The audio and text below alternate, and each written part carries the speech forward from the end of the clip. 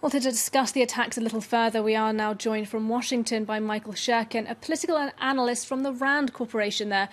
Thanks very much for coming on the programme this evening. Let me ask you, first of all, why do you think it is that the French embassy was among the sites targeted here? Well, France is seen as the main colonial power behind Burkina Faso. I mean, colonial, I mean, obviously that's a charged term, but France is basically closely aligned with the regime. It's French forces who are on the ground, both in Burkina Faso and in Mali, who've been fighting against the jihadists. And it's France that is orchestrating various regional efforts in order to combat jihadism. So if this is indeed a terrorist attack by the jihadists, France is the obvious target for them to go after, along with the Burkinabe government.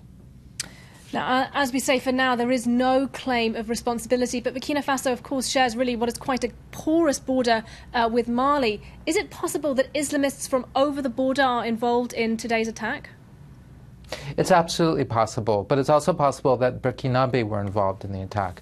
And basically what one sees in Burkina Faso is sort of a combination of local, indigenous, and foreign forces, elements, groups that are kind of combining to make common cause. Which does not mean that the fight in Burkina Faso is the same as the fight in Mali. It's local fights and local disputes that, by and large, are generating the conflict in Burkina Faso. But they're doing so, those who are fighting within Burkina Faso are often doing so in coordination with elements that are based out of Mali. So it's possible that this attack was done by some combination of Burkinabe and also Malian and Nigerian and people from elsewhere in the region. At this point, it's really too soon to tell. And what of the force that's supposed to be countering the kind of violence that we've seen today? That's the G5 Sahel. We know it's been plagued by some financial problems. Do you think that it's up to the challenge of fighting these kinds of threats in the region? Well, the G5 Sahel is still in its infancy. It's really just begun. So I think it's not fair to judge the G5 Sahel project by the events of today. Today is, however, a reminder of the fact that the amount of work that has to be done in order to improve the quality and the capabilities of the local security forces is still great. And part of the point of the G5 Sahel force is to try to help those forces by coordinating them and helping them in all sorts of ways. So you can't judge the G5 Sahel force by the results yet because it's really just begun. However, what happened today is another reminder of part of why the G5 Sahel forces, the idea is on the table and why France is promoting it as much as France is.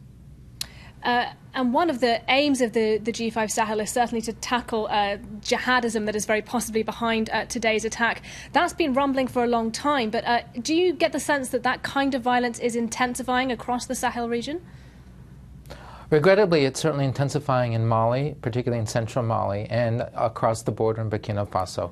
And it's very alarming, particularly what's happening in central Mali and in Burkina Faso, where there's a lot more violence, increasing violence in areas where, at the time, for instance, in 2013, with the French intervention, we didn't see violence there, whereas now suddenly violence is spreading.